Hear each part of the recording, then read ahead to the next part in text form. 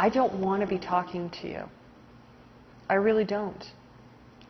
I wish I could put on mask and not be here. But I am, because in my heart, in my mind, in my entire being, I know that we are on a path that is frightening.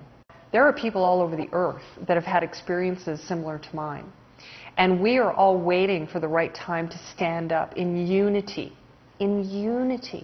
and come forward and speak to the world. And immediately this rush came over me, and I thought, oh, this is it.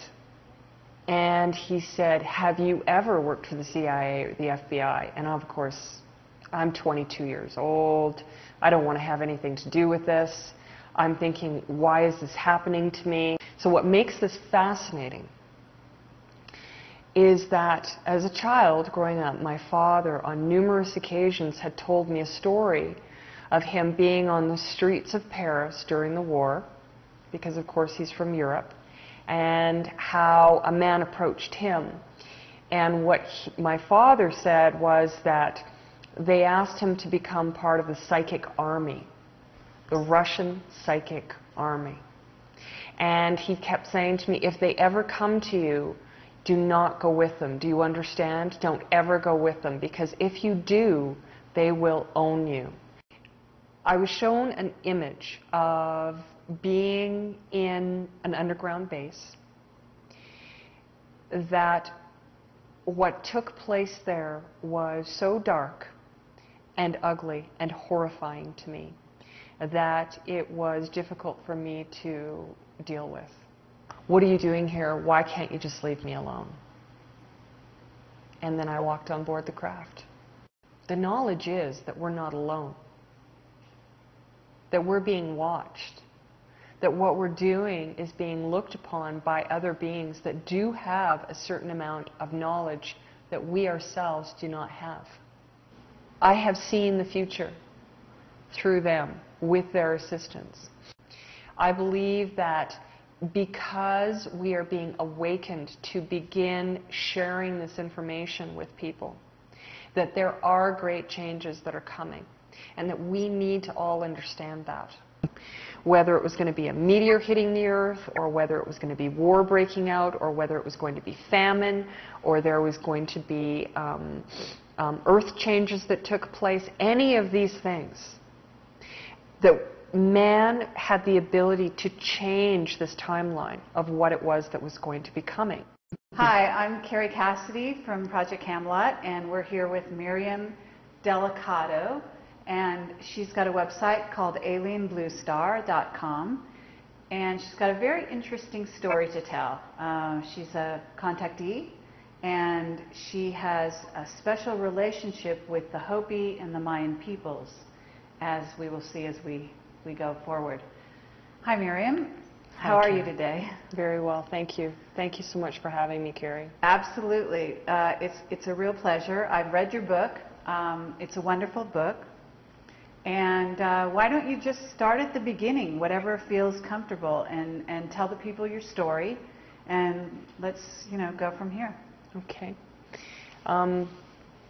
To start, it's a very, very big story, and it's difficult for me to be able to convey to people the story of my life, which is what I tried to do a little bit in my book, Blue Star, is give people an overview of many of the things that have happened to me.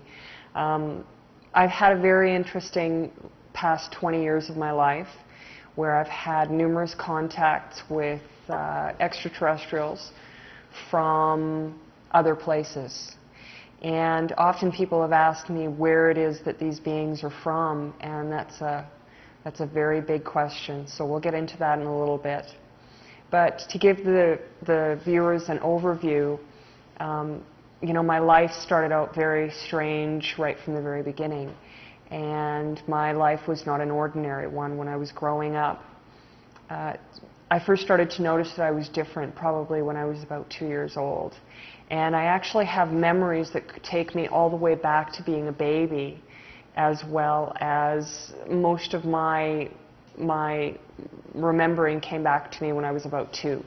So when I was probably about 9 years old, my psychic abilities started to kick in, and numerous strange things started to happen to me. I was having very vivid dreams and all sorts of things along those lines that I really couldn't explain.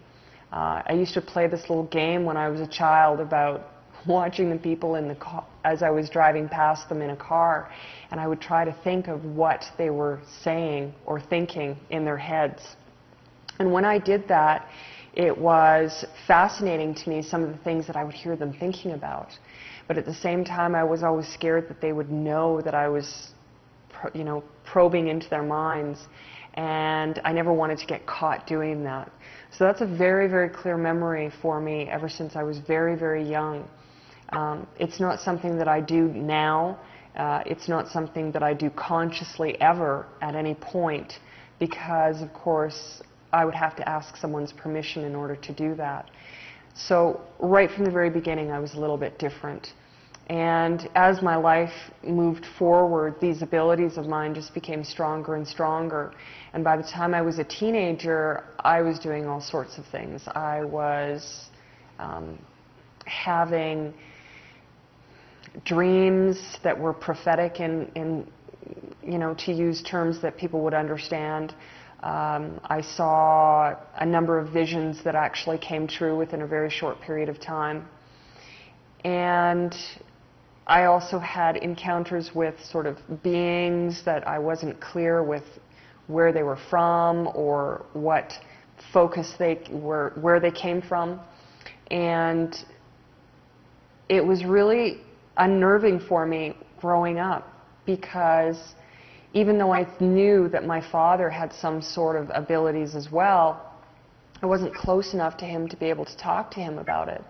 And that made my earlier years very difficult, just for that reason alone. Now, my father was an interesting character in my life because he seemed to possess certain abilities as well.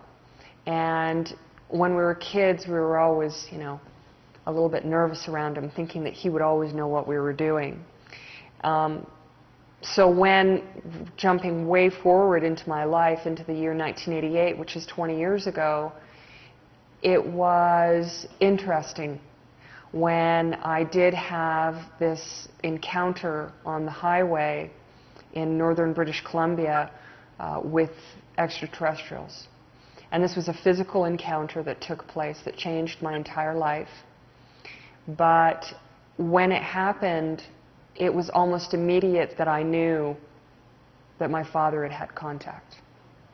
Simply because a number of the things that I was told by these beings, my father used to talk about when we were kids all the time, about how the world would eventually change and how we needed to learn how to survive and what it is that we needed to do, this type of thing. So I always knew that he'd had contact. And didn't he also work for the, an agency, secret, in intel in some capacity? Not that I'm aware of.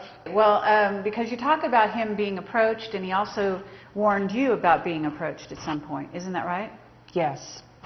And how do you know that unless, you've been approached? That was a very interesting story that my father used to tell me as a child. It was a fascinating story that always, made me really nervous, and I had no clue as to what he was talking about.